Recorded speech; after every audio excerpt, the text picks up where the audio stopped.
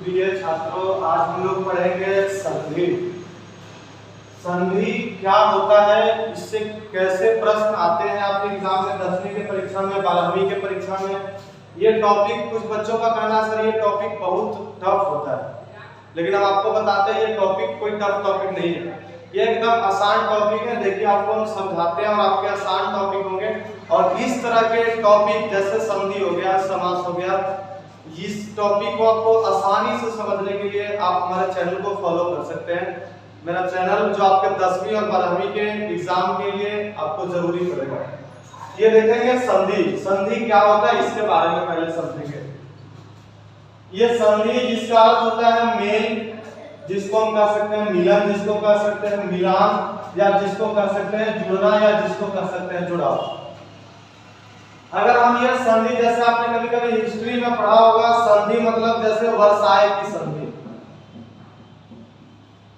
तो ये वर्साय की संधि होती है जिस समय दो देशों का संधि जुड़ना होता है, मेल होता है। जिस प्रकार यहाँ देश का मिलना संधि होता है, वर्साय की संधि चाहे जिस देश का मिलन हुआ। हम ये नहीं कर रहे, हमारा करने का मकसद है कि इस संधि में भी मेल होता है, इस संधि में भी मिलन होता है, इस संधि में भी मिलान होता है, जुड़ना होता है और जुड़ाव होता है। लेकिन इस संधि में मेल होता है वर्णों का, इस संधि में मेल होता है वर्णों का। अगर कोई वर्ण जैसे अ के साथ क मिल सकता है तो इसको हम कहेंगे ये संधि वर्ण, और ये दोनों मिल के जो बनाते हैं उसको हम कहते हैं संधि वर्ण। अगर ये दोनों मिलकर चाहे जिस वर्ण का निर्माण करें उस वर्ण को हम कह सकते हैं संधि वर्ण। जैसे हम अगर अ और अ को मिलाते हैं तो संधि में आ बनता है। तो जब ये दोनों जो दो वर्ण थे, ये पहले वाला वर्ण जिसको हम पूर्व पद के अनुसार कहते हैं, और ये बाद वाले जिसको हम उत्तर पद के अनुसार कहते हैं, ये अ है जो स्वर वर्ण है, और ये आ भी स्वर वर्ण है, दोनों स्वर वर्ण है। और जब दोनों अ और स्वर वर्ण मिलते हैं तो दोनों निर्माण करते हैं एक संधि वर्ण का, और जिसका नाम आ दिया गया है, और ये दीर्घ आ जिसे हम कहते हैं। मतलब संधि में वर्णों का मेल होता है। अब जब संधि में वर्णों का मेल होता है तो इसका परिभाषा भी कहता है कि जब दो या दो से अधिक वर्णों का मेल हो तो एक नए संधि वर्ण का निर्माण होता है, और इस प्रक्रिया को संधि कहा जाता है। जब दो या दो से अधिक वर्णों का मेल हो तो संधि वर्ण का निर्माण होता है, और इस प्रक्रिया को संधि कहा जाता है। संधि को बांटा गया 3 भागों में। पहला का नाम दिया गया स्वर संधि, दूसरा का नाम दिया गया व्यंजन संधि, तीसरा का नाम दिया गया विसर्ग संधि। संधि जब वर्णों का मेल होता है तो संधि वर्ण का निर्माण होता है, और उस प्रक्रिया को संधि कहते हैं। इसे बांटा गया 3 भाग में। पहला का नाम दिया गया स्वर संधि, दूसरा का नाम दिया गया व्यंजन संधि, और तीसरा का नाम दिया गया विसर्ग संधि। अब हमें यह पहचानना होता है कि स्वर संधि कहते किसे हैं। कोई शब्द दिया रहे, हम उसको कैसे पहचानेंगे कि यह स्वर संधि का भेद है या नहीं है, यह व्यंजन संधि का भेद है या नहीं है, विसर्ग संधि का भेद है या नहीं। इससे पहले मैंने एक यहाँ पे एक शब्द लिखा है, एक डायग्राम बनाया है जिसमें मैंने लिखा है स्वर वर्ण। अपने बच्चों आपने वर्ण पढ़ा होगा, और वर्ण पढ़ा होगा तो वर्ण में आपने पढ़ा होगा वर्ण को 2 भागों में बांटा गया, एक स्वर वर्ण और एक व्यंजन वर्ण। स्वर वर्ण का दूसरा नाम भी आपने जानता होगा, छोटे अच वर्ण कहा जाता है, और इसकी कुल संख्या 11 होती है। जैसे मैंने लिख दिया है अ आ ह्रस्व ई दीर्घ ई, ह्रस्व उ दीर्घ उ, री ए ओ और औ। अब इसमें क्या होता है, ये जो स्वर वर्ण है, ये जो समझता, यही समझना मुख्य बातें है। ये जो आप समझ जाएंगे तब आपको संधि आपके लिए एकदम नाम मात्र छोटा सा शब्द हो जाएगा, क्योंकि इस स्वर वर्णों में जितने भी वर्ण हैं सब जोड़ा के रूप में आए हैं, बशर्ते एक री को छोड़कर सब जोड़ा में आए हैं। और इसका कहना है कि जो पहले आता है वो होता है ह्रस्व, और जो बाद में आता है वो होता है दीर्घ। जो वर्ण पहले आते हैं वो होते हैं ह्रस्व, जो वर्ण बाद में आते हैं वो होते हैं दीर्घ। अगर इसकी मात्रा के रूप में हम ले लें तो यहाँ पे क पर कोई मात्रा नहीं है, तो इसमें ह्रस्व अ का मात्रा है। आपने पढ़ा भी होगा कि क जोड़ अ मतलब बनता है क, तो इसमें अ है जो कौन है, ह्रस्व या ह्रस्व वर्ण। और अगर आपसे कोई पूछ दे कि का, इसमें क्या है, तो क जोड़ आ मतलब इसमें दीर्घ वर्ण का है, दीर्घ आ। उसी प्रकार अगर कोई आपसे बोल दे कि ह्रस्व ई का मात्रा कैसे देते हैं, तो हम अभी बोले कि जो पहले आता है वो होता है ह्रस्व और जो बाद में आता है वो होता है दीर्घ। तो हम लिख रहे हैं जैसे क, हमने एक शब्द लिखा क और इस पर हमें कोई बोल दे कि इस पर आप मात्रा दीजिए ह्रस्व ई का, तो आप ह्रस्व ई का मात्रा पहले देंगे, और अगर बाद में इधर से दे तो ये दीर्घ होगा। अब ये बातें आपको समझना है, जो पहले होगा ह्रस्व, जो बाद में होगा दीर्घ। अब जैसे मैंने क का अगर कोई कहा उकार मात्रा दीजिए और उकार में ह्रस्व का मात्रा दीजिए, तो हम उ का मात्रा ह्रस्व में दे दिए क्योंकि पहले होता है। दीर्घ का मात्रा कहे तो ये बाद में जाता है, तो ये बाद में होगा। अगर आप इस ह्रस्व दीर्घ को समझ जाएंगे तब आपको स्वर संधि और व्यंजन संधि और विसर्ग संधि काफी अच्छे बढ़िया तरीका से समझ में आएगा।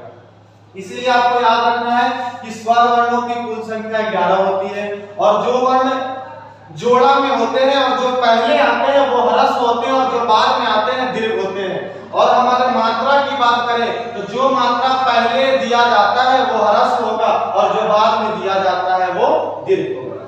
अब ये हम अगर समझ गए तब हमें समझने में आसान होगा स्वर संधि। अब हम समझेंगे ये स्वर संधि क्या है, इसे किसे कहते हैं, या फिर इसकी पहचान हम कैसे करेंगे, अगर शब्द में दिया है तो कैसे करेंगे, इसका विच्छेद कैसे करेंगे। ये सब सारी बातें आपको हम तुरंत अभी बताने वाले हैं, बस आप ध्यान से सुनते रहिए। सिर्फ आपका सुनना ध्यान से, आप समय निकाल के इसे सुन लीजिए। आपकी एग्जाम का, संस्कृत का एग्जाम, हिंदी का एग्जाम, 10वीं के लिए 12वीं का हिंदी के एग्जाम, ये हिंदी के एग्जाम का सबसे वीवीआई टॉपिक है संधि। कई बच्चों का कहना है सर बहुत टफ होता है, हम एकदम इसे आसान तरीका में आपको समझाएंगे, बस आप मेरे साथ जुड़े रहें, हम आपके साथ हर समय जुड़े हैं प्रिय छात्रों। अब देखेंगे ये स्वर संधि क्या होता है। हमारे कहा जाता है स्वर संधि जब दो स्वरों का मेल होता है, जब दो स्वरों का मेल हो तो स्वर संधि का निर्माण होता है। जब दो स्वरों का मेल हो तो किस संधि का निर्माण होता है छोटे, स्वर संधि का निर्माण होता है। अब भैया हमें इसमें यह कहना है कि जब दो स्वर का मेल हो तो स्वर संधि का निर्माण होता है, तो दो स्वर में आप चाहे ह्रस्व स्वर को ह्रस्व से मिला लीजिए, चाहे ह्रस्व को दीर्घ से मिला लीजिए, या ह्रस्व को ह्रस्व के साथ, या ह्रस्व को दीर्घ के साथ, या दीर्घ को दीर्घ के साथ, या दीर्घ को ह्रस्व, किसी भी कंडीशन में मिले तो स्वर वर्ण होना चाहिए। जैसे हम लिख रहे हैं अ के साथ आ मिला, ये भी स्वर वर्ण है और ये भी स्वर वर्ण है, और ये स्वर वर्ण में ये ह्रस्व स्वर वर्ण है और ये दीर्घ स्वर वर्ण है, और जब ये दोनों मिलेंगे तो स्वर संधि का उदाहरण होंगे। अगर हम लिख दे ह्रस्व ई और अब इसमें जोड़ दे ह्रस्व ई, तो ये दोनों ह्रस्व ई स्वर वर्ण है, और जब दोनों स्वर वर्ण मिलेंगे तो स्वर संधि का उदाहरण होगा। मतलब कहने का मकसद है कि स्वर वर्ण जोड़ स्वर वर्ण ये दोनों जब मिलेंगे तो ये स्वर संधि का उदाहरण होगा। अब इस स्वर वर्ण में चाहे ह्रस्व स्वर हो चाहे दीर्घ स्वर हो, इधर ह्रस्व स्वर हो चाहे दीर्घ स्वर हो, हमें इससे कोई मतलब नहीं है। हमें बस मतलब इतना है कि दोनों स्वर वर्ण होना चाहिए। अब अगर दोनों स्वर वर्ण होगा तभी स्वर संधि का निर्माण होगा। अगर इधर स्वर वर्ण है, इधर अगर व्यंजन वर्ण होगा तो स्वर संधि का निर्माण होने वाला नहीं है प्रिय छात्रों। आपको बस यही समझना है कि स्वर के साथ स्वर का ही मेल हो, किसी भी कंडीशन में हो तो स्वर का साथ स्वर हो, व्यंजन का मेल नहीं हो।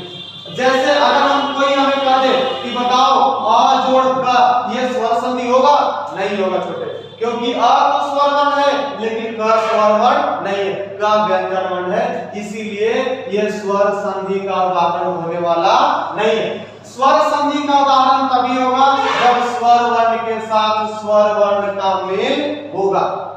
जैसे हम एक उदाहरण लेते हैं, उदाहरण में हम लिखते हैं हिमालय। हमसे कोई पूछ दिया कि सर ये हिमालय को हम कैसे कहेंगे, स्वर संधि है या नहीं है। छोटे अभी मैं संधि विच्छेद करना नहीं बता रहा हूं, अभी मैं आपको एक तर्क के अनुसार ये बता सकता हूं कि हिमालय को आप जब कभी संधि विच्छेद पढ़े होंगे तो कहा जाता है हिम जोड़ आले। अब ये हिम में जो ये हुआ, जो पहला पद हुआ जिसको हम पूर्व पद के रूप में जानते हैं, और आले जो हुआ जो उत्तर पद के रूप में जानते हैं। अब हमें कहना है संधि कहता है कि इसमें मिलना चाहिए वर्ण, तो वर्ण में हिम में सबसे अंतिम अक्षर म में अ है। आपने पढ़ा होगा, अगर ये आपको नहीं समझ में आ रहा है कि सर आप ये अ कैसे कह दिए तो हम आपको बताते हैं। आपने पढ़ा होगा ह जोड़ ह्रस्व इकार मात्रा है म जोड़ अ, यानी इसका सबसे अंतिम अक्षर क्या है अ छोटे, तो मैंने अ यहां लिख दिया।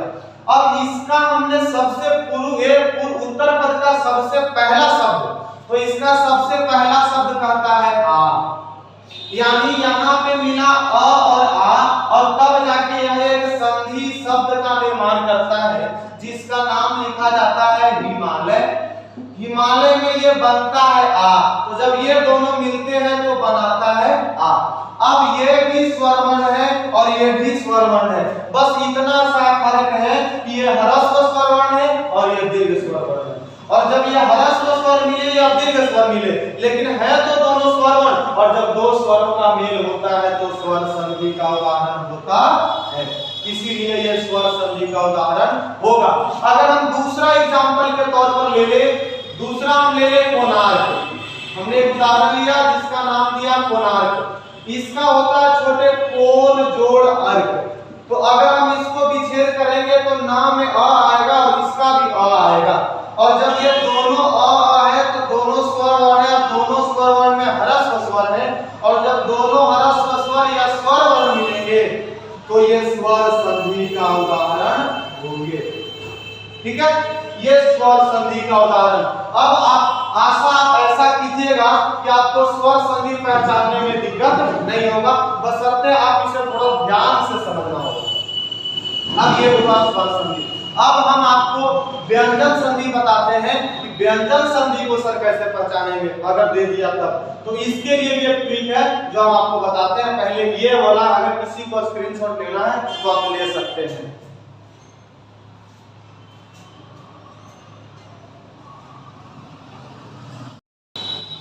अब समझेंगे विसर्ग संधि को हम कैसे पहचाने। विसर्ग संधि को पहचानने के लिए क्या करेंगे, जिस प्रकार मैंने व्यंजन वर्ण के साथ व्यंजन वर्ण को मिलाया और स्वर के साथ व्यंजन वर्ण को मिलाया तो ये व्यंजन संधि का उदाहरण हुआ। अब हम अंत में सीखेंगे कि सर विसर्ग संधि कैसे होगा। तो विसर्ग संधि कहता है कि जब विसर्ग के साथ, जब विसर्ग के साथ स्वर वर्ण या व्यंजन वर्ण का मेल हो, स्वर वर्ण या व्यंजन वर्ण का मेल हो, तब ये विसर्ग संधि का उदाहरण होता है। अब ये तो परिभाषा हमने लिख लिया। अब आप सर कहिएगा कि सर कैसे, तो आप जैसे आपने स्वर में स्वर को मिलाया, स्वर में स्वर को स्वर संधि, और स्वर में व्यंजन को मिलाया व्यंजन संधि, और व्यंजन में व्यंजन को मिलाया तो व्यंजन संधि। और विसर्ग संधि कहता है कि अगर विसर्ग के साथ चाहे स्वर मिल जाए या व्यंजन मिल जाए तो ये दोनों हो जाएंगे विसर्ग संधि। जैसे आपने पढ़ा होगा छोटे मनोहर, तो मनोहर कहता है मना जोड़ हर, मना जोड़ हर।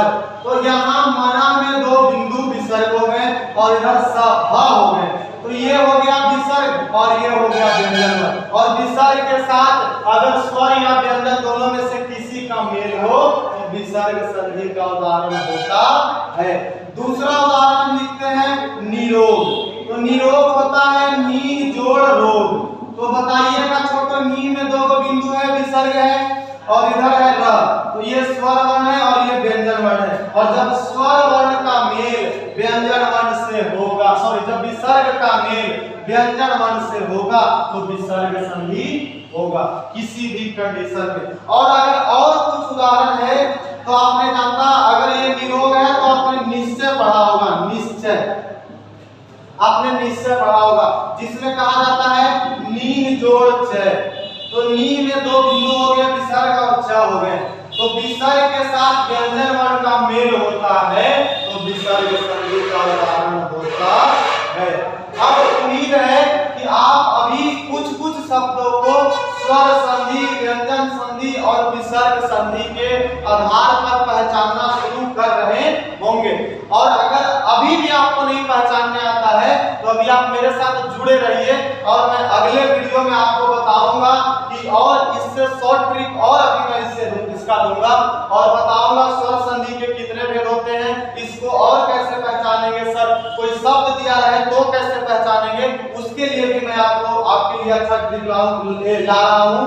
बशर्ते आप कुंदन सर संस्कृत हिंदी इस चैनल को आप सब्सक्राइब कर लीजिए, लाइक कीजिएगा, बगल में एक घंटी का बटन होगा उसे भी दबा लीजिएगा, ताकि हमारा जो भी वीडियो आपके एग्जाम के इंपॉर्टेंट रिलेटेड जो भी है वो आपके सबसे पहले पहुंचे, और आप उसे पढ़कर आप इससे मदद भी ले सकते हैं अपने एग्जाम में।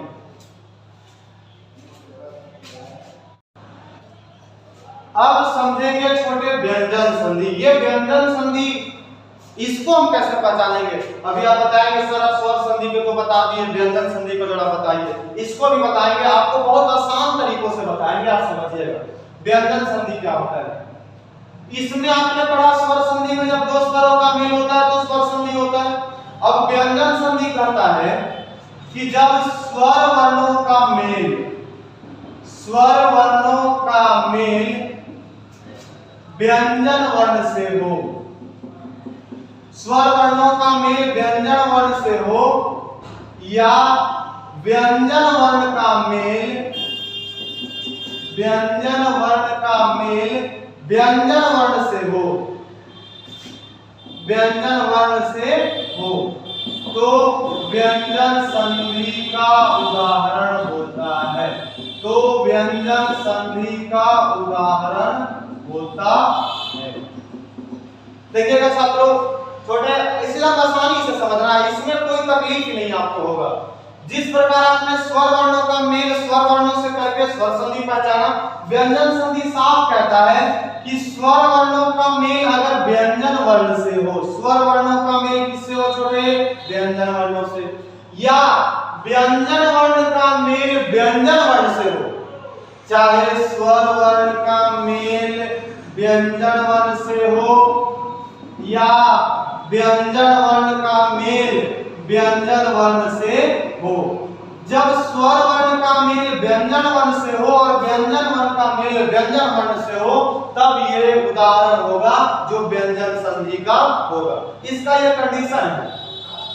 अब इसमें दो कंडीशन आ गए, एक आ गया स्वर का मेल व्यंजन से, जैसे अ का अगर मेल होता है क से तो ये होगा व्यंजन संधि। अगर क का मेल हो क से तो भी हो सकता है व्यंजन संधि, क्योंकि ये भी व्यंजन वर्ण है और ये भी व्यंजन वर्ण है, और जब दोनों व्यंजन व्यंजन मिलते हैं तो व्यंजन संधि होता है। और ये स्वर वर्ण है और ये व्यंजन वर्ण है, और ये स्वर और व्यंजन का मेल हो तो व्यंजन संधि होता है।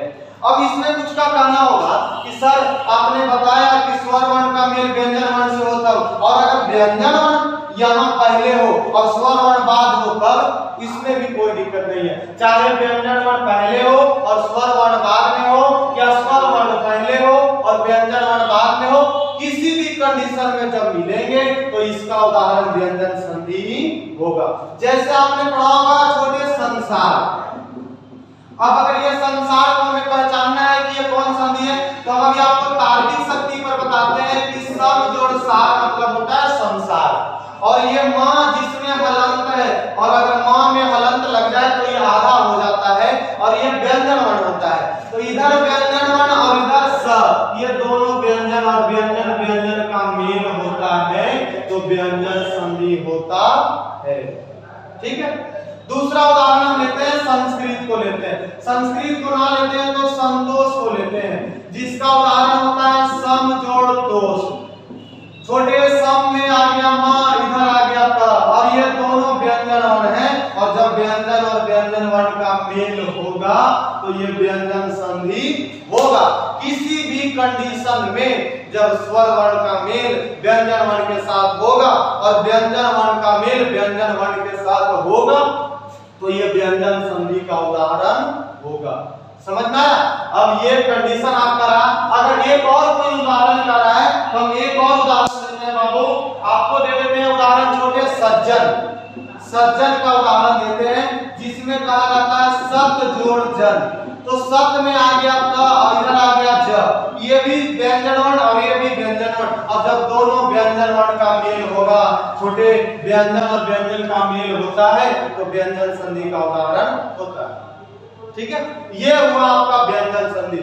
ये पहचानने का तरीका, इससे और भी सिंपल ट्रिक बताऊंगा, लेकिन पहले ये आप इसको थोड़ा नोट कर लीजिए। अगर किन्हीं को स्क्रीनशॉट वगैरह लेना है तो आप ले सकते हैं।